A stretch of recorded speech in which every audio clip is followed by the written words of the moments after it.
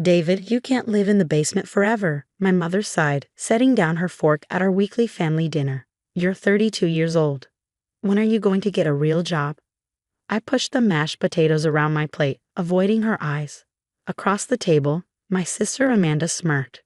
She was wearing a new designer blazer, probably bought with her latest bonus as a senior investment banker. Leave him alone, Mom, she said, her voice dripping with fake sympathy. Not everyone can be successful. Someone has to deliver our packages and fix our computers. My name is David Mitchell, and for the past 7 years, my family had watched me cycle through a series of what they called dead-end jobs. It's support, delivery driving, handyman work. What they didn't know was that each of those jobs was carefully chosen to help me build something they couldn't imagine.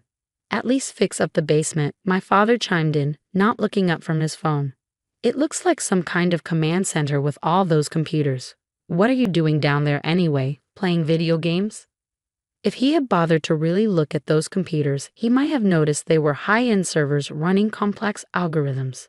If he had paid attention to the delivery driving I did, he might have wondered why I chose such specific routes through industrial areas. If anyone had actually asked about my IT support work, they might have realized I was selectively building relationships with key players in the tech industry. But they never asked. They were too busy being embarrassed by their basement-dwelling son. I'm working on some projects, I said quietly, the same answer I'd given for years. Projects, Amanda snorted. Like that ridiculous idea you tried to pitch to my firm 3 years ago. What was it? Some kind of AI for supply chain management? I remembered that day clearly. I had thought, naively, that my sister might actually help. Instead, she had laughed me out of her office, telling me to get realistic and apply for an entry-level position like everyone else. What Amanda didn't know was that her rejection had been a blessing. It had taught me an important lesson. The people closest to you are often the least likely to see your potential. After dinner, I returned to my command center in the basement. The space that my family mocked was actually the nerve center of what would soon become one of the most revolutionary logistics companies in the world. Those odd jobs they ridiculed, each one had been strategically chosen to understand different aspects of the supply chain industry. Delivery driving had shown me inefficiencies in last-mile logistics. Its support had given me access to see how major companies handled their inventory. Handyman work at warehouses had let me observe industrial operations up close. All of it fed into NEXUS, the AI-driven logistics platform I had been building in secret. The same platform that major venture capital firms were now quietly fighting to invest in, though they knew me only by my company's name, Mitchell Dynamics. My laptop pinged with a new email from Catherine Santos, the lead partner at Quantum Ventures. David, final term sheet attached. $50 million for 8% equity values the company at $625 million pre-money. Ready to move forward when you are. Still hoping to meet in person soon. I smiled, thinking of my sister's corner office at her investment bank. Catherine's firm managed 100 times more capital, and she had no idea she was dealing with the basement dweller her colleague had laughed at. Another message popped up, this one from Marcus Webb, my chief technology officer and the only person who knew the full truth about my situation. Daily active users hit 100,000. Major retailers starting to notice the efficiency gains. When are you going to tell your family? I typed back, soon. Everything needs to be perfect first. Perfect meant the upcoming public offering we had been quietly preparing for. Perfect meant proving beyond any doubt that the waste of potential my family saw was actually building something revolutionary. My phone buzzed, Mom texting to remind me about tomorrow's dinner. Another weekly ritual of subtle jabs and disappointed looks. 7 years of them telling me to grow up, get a real job, be more like Amanda. I glanced at the terminal showing NEXUS's current metrics. 100,000 plus active users, $50 million annual recurring revenue, 98.7% customer retention. Operations in 12 countries, all built from a basement, funded initially by dead-end jobs and credit cards, grown through careful strategy and deliberate anonymity. The company's PR team had crafted a careful mystique around the founder, releasing no photos, using only my first initial in communications. A notification flashed on my screen. Another major retailer signing up for a pilot program. They had no idea their potential salvation was being run from a suburban basement by someone whose family thought he was a failure. I pulled up the IPO documentation we'd been preparing. The numbers were staggering. Projected valuation between $1.08 and $2.2 billion. My ownership stake, carefully preserved through each funding round, would be worth nearly $1 billion. My father's words from dinner echoed in my head. When are you going to do something with your life? Soon, Dad, very soon. Upstairs, I heard Amanda's designer heels clicking across the floor as she prepared to leave.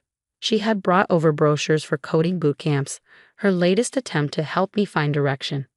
If she had ever actually looked at the code running on my screens, she would have seen one of the most sophisticated AI systems ever developed for logistics. But she saw what she wanted to see, a loser brother who needed saving. I turned back to my work, reviewing the final details for tomorrow's major announcement. After 7 years of building in secret, everything was about to change. My phone buzzed again. A text from Marcus.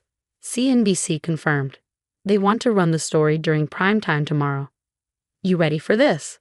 I looked around at my basement command center, thinking of all the nights I'd spent here while my family slept above, convinced I was wasting my life. Every dismissive comment, every condescending suggestion, every pitying look had only fueled my determination. Ready, I typed back. Time to rewrite the family narrative. Tomorrow, the carefully constructed wall between my two lives would come down. Tomorrow they would learn that their basement-dwelling disappointment had built an empire right under their noses. But tonight, I had work to do, because that's what they never understood. Success doesn't announce itself until it's inevitable. Sometimes the biggest empires are built in the quietest places by the people everyone else has written off. I turned back to my screens, smiling as I heard Amanda's car pull away. In less than 24 hours, she would be seeing my name scroll across the same financial news channels she watched religiously. And finally, after 7 years of silence, I would have something to say at family dinner. The morning everything changed, I woke up early in my basement apartment and dressed differently than usual. Instead of my typical worn jeans and t-shirt, I put on a tailored charcoal suit that cost more than Amanda's monthly mortgage payment. The same suit I had quietly delivered to a P.O. box, away from my family's prying eyes. At 9:00 a.m. sharp, my phone lit up with a message from Catherine at Quantum Ventures. Everything's set. CNBC running the story at 10:30 a.m. Eastern Standard Time. You ready to become a billionaire? I glanced at my watch. In less than 2 hours, my family's perception of their basement-dwelling failure would be shattered forever. Upstairs, I could hear my mother in the kitchen, probably shaking her head at the fact that I still wasn't up and working, like a responsible adult. If she only knew I'd been up since 5 a.m., finalizing details for one of the biggest tech IPO announcements of the year. My phone buzzed again. Marcus this time. Trading floor is buzzing with rumors. Your sister's bank just issued a strong buy recommendation for our IPO. She has no idea she just endorsed her brother's company. I smiled at the irony. Amanda had spent years telling me I didn't understand business or finance. Now her firm was falling over itself to get a piece of what I built. At 10:15 a.m., I made my way upstairs. Mom was indeed in the kitchen, sorting through bills. Finally up. She asked without looking up. There's a job fair at the community college today. I left a flyer on the counter. Thanks, Mom, I said quietly. But I have some meetings today. She sighed that familiar sigh. More computer repair jobs? Something like that. I poured a cup of coffee and settled at the kitchen table, positioning my tablet so I could see the CNBC feed while pretending to read the newspaper. Mom puttered around, probably wondering why I was dressed in a suit for computer repair. At 10:29 a.m., my phone started buzzing continuously. Messages from investors, board members, and reporters all counting down to the announcement. I silenced it just as the CNBC anchor appeared on screen. Breaking news in the tech sector, the anchor began. In what's being called the stealth success story of the year, logistics AI company Mitchell Dynamics has filed for an initial public offering, with an estimated valuation of $2 billion. I heard my mother's coffee cup clatter against the counter. Mitchell Dynamics, she whispered. Like our Mitchell? Led by founder and CEO David Mitchell, who developed the revolutionary NEXUS platform. The anchor continued as my photo appeared on screen, A professional headshot taken weeks ago in secret. Mom's face went pale. She gripped the counter for support, staring at the TV in disbelief. David? She barely whispered. Is that you? I stood up, straightening my suit jacket. Yes, Mom, that's me. But you've been in the basement, doing odd jobs. I've been building a company, I corrected gently. Those odd jobs were research. Every delivery route, every aid repair, every warehouse visit. All of it helped me understand the problems I was solving. Her legs seemed to give out, and she sank into a chair. On the TV, the anchor was still talking. Revolutionary AI-driven logistics system already used by major retailers across 12 countries. My phone buzzed again. Amanda this time. I put it on speaker. David. She practically screamed. Why is your face on every screen in the trading floor? What's going on? Remember that ridiculous AI logistics idea you laughed at 3 years ago? I asked calmly, the one you said would never work. Silence on the other end. Your firm just issued a strong buy recommendation for it. I continued, though I suppose you weren't copied on that memo. I heard commotion in the background of her call. Probably the trading floor going crazy as the stock price was announced. This is impossible, she breathed. You live in Mom's basement. Not for much longer, I replied. Though it was an excellent place to build a billion-dollar company, no one looks too closely at the failure in the basement. Mom was still staring at the TV, where they were now showing graphics of NEXUS's growth metrics. All those computers downstairs, she murmured. Servers, I corrected. Running one of the most advanced AI systems in the logistics industry. My phone buzzed again. Dad this time. Son, we need to talk. I'm coming home early. The next hour was surreal. Amanda arrived first, still in her trading floor outfit, mascara smeared from what looked like tears. Why didn't you tell me? She demanded. I could have helped. Like you helped when I brought you the initial idea? I asked quietly, when you told me to get realistic and apply for an entry-level position. She flinched. I didn't know. No one knew, I said. That was the point. You all saw what you expected to see. A failure, a disappointment, someone who couldn't get his life together. None of you ever actually asked what I was building. Dad burst in next, his tie askew. David, my office is going crazy. My own son. Why didn't you say anything? I turned to face him directly. Would you have believed me? Or would you have tried to help by telling me to be more practical, get a real job, be more like Amanda? The silence that followed was deafening. My tablet pinged with an update. Mitchell Dynamics stock was up 200% in pre-market trading. My personal net worth had just crossed $1.5 billion. 7 years, I said into the silence. 7 years of lectures at dinner. 7 years of being the family embarrassment. 7 years of you all telling me to get my life together. Did none of you ever wonder why I didn't seem worried? Mom was still clutching her coffee cup, staring at the financial channels where my face kept appearing alongside words like tech visionary and revolutionary platform. But the delivery driving, the computer repairs, she stammered. Market research, I explained. Every delivery route showed me problems in logistics systems. Every computer repair job gave me access to see how companies handled inventory. I saw the inefficiencies, the gaps, the opportunities everyone else missed. Amanda had sunk onto the couch, her designer outfit wrinkled. The banking software we use, the new logistics system, that's yours. I nodded. Your firm pays us $2 million a year for it. I believe you called it revolutionary in last month's team meeting. She put her head in her hands. Oh God. My phone buzzed again. Catherine from Quantum Ventures. Media wants a statement from the family. Your call on how to handle it. I looked at my shell-shocked family, my mother still gripping her coffee cup, my father looking like his world had turned upside down, Amanda seemingly aging years in minutes. Take your time processing this, I said, gathering my tablet. I have a company to run. Oh, and Mom, you can keep the job fair flyer. I'm good. As I walked toward the door, Dad finally found his voice. Son, wait. I turned back. Yes. We were wrong, he said simply. So very wrong. Yes, I agreed. You were. And now everyone knows it. I stepped out into the sunlight, my phone already buzzing with more congratulations and media requests. Behind me, Through the window, I could see my family frozen in place, watching financial channels announce their basement-dwelling disappointment as the next tech billionaire. Sometimes success is the best revenge, but sometimes success is just the beginning of a much bigger story. 6 months after the day my family discovered their basement-dwelling disappointment was actually a tech billionaire, I sat in my new office on the top floor of the Mitchell Dynamics headquarters in downtown Seattle. The wall of windows offered a stunning view of the city skyline, a far cry from my basement command center, though I sometimes miss the quiet focus of that underground space. The morning's Wall Street Journal lay open on my desk.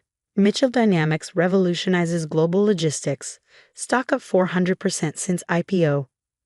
Below the headline was a photo of me in this very office, looking nothing like the failure my family had bemoaned for 7 years. My phone buzzed. Amanda, for the third time this week. Lunch today. Please? We need to talk. I've been avoiding these conversations, focusing instead on running my company. The transition from secret genius to public figure had been challenging enough without dealing with family dynamics. But perhaps it was time. Fine. I texted back. 1 p.m. My office. At precisely 1 p.m., Amanda stepped out of my private elevator, looking uncomfortable in a way I'd never seen before. Gone was the smug confidence she'd always worn like armor.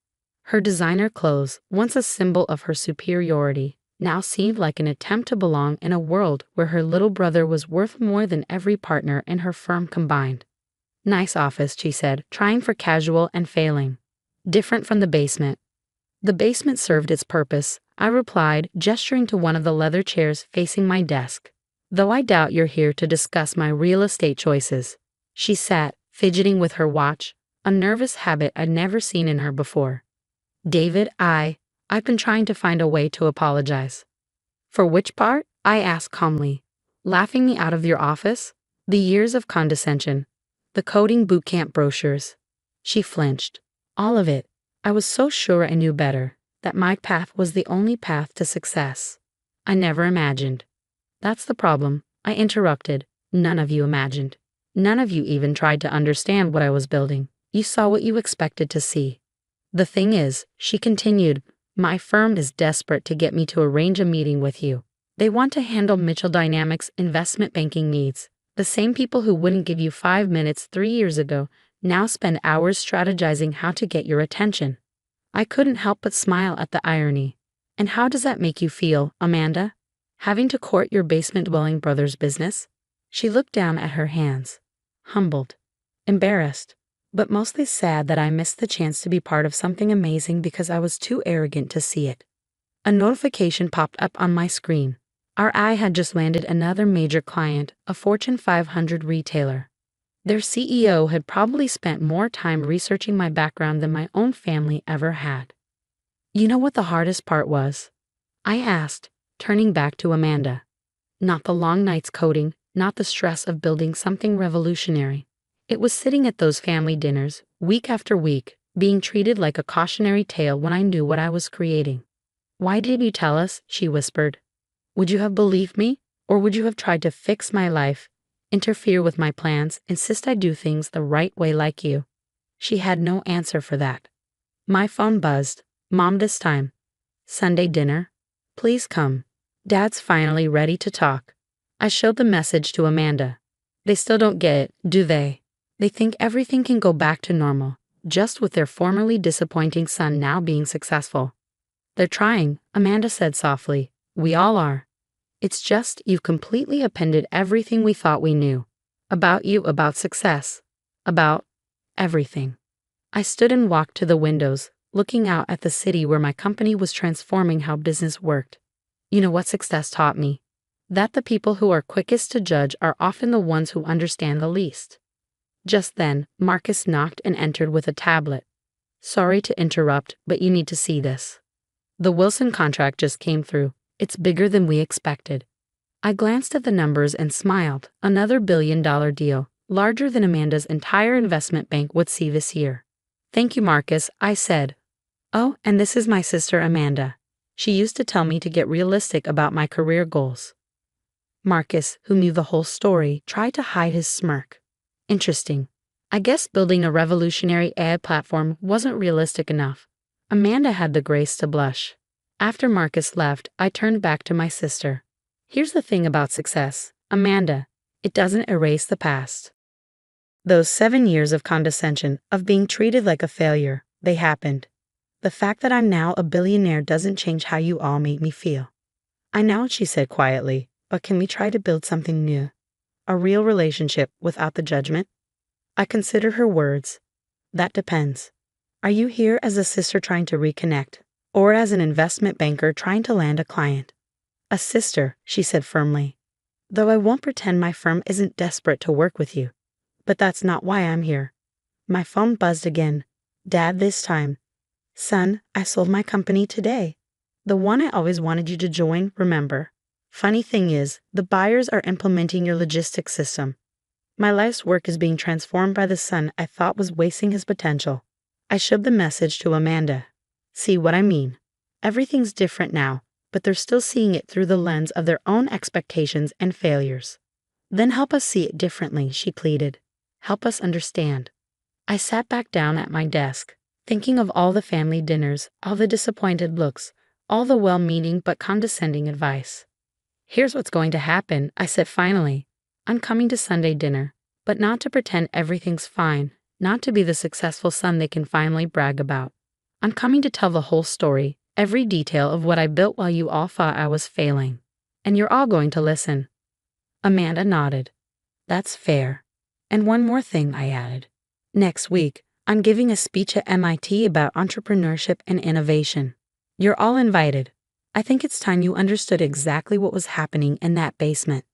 That Sunday, I walked into my parents' house wearing the same suit I'd worn the day of the IPO announcement. Mom had prepared all my favorite foods, a transparent attempt at reconciliation.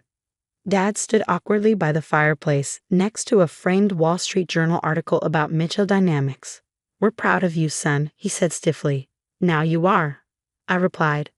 But this isn't about pride, Dad. It's about understanding. Over dinner, I told them everything. The real purpose of each dead-end job. The strategic relationships I built. The careful development of NEXUS. With each revelation, their expressions shifted from pride to shame as they realized how completely they had misjudged me. All those times we pushed you to get a real job. Mom said, tears in her eyes, you were actually building something revolutionary. The basement wasn't my failure, I explained. It was my incubator. Every time you looked down on me, it just proved I was right to keep it secret. Amanda, who had been quietly listening, finally spoke up. How did we fix this? How did we become a real family again? I looked around the table at their expectant faces. We start by acknowledging that success doesn't always look like what you expect. And we remember that judgment without understanding is just prejudice with a familiar face. 1 year after the IPO, I stood on stage at MIT, delivering that promised speech about innovation and entrepreneurship. My family sat in the front row, finally hearing the full story of what their basement failure had built. Success isn't about meeting others' expectations, I told the packed auditorium. Sometimes it's about having the courage to disappoint the right people for the right reasons. Looking at my family, I saw something I'd never seen before. Not pride, not shame, but understanding. They finally saw me not as the failure who made good, but as the visionary who had been there all along. After the speech, Dad approached me with tears in his eyes. I spent years trying to make you follow my path, he said. I never imagined you were blazing a trail I couldn't even see. That's the thing about innovation, Dad, I replied. It doesn't ask permission. It doesn't follow the expected path. It just changes everything, usually from the most unexpected places, like a basement everyone looked down on. Today, Mitchell Dynamics continues to transform global logistics, and I still keep a small desk in that basement, a reminder that greatness can grow anywhere, even in the spaces others dismiss. As for my family, we're building something new, based not on expectations or appearances, but on understanding and respect. Sometimes the biggest innovations aren't in technology, but in how we see each other. And every now and then, when I hear someone talk about overnight success or lucky breaks, I think about those 7 years in the basement being judged by the people who should have believed in me most. Success wasn't the revenge, understanding was.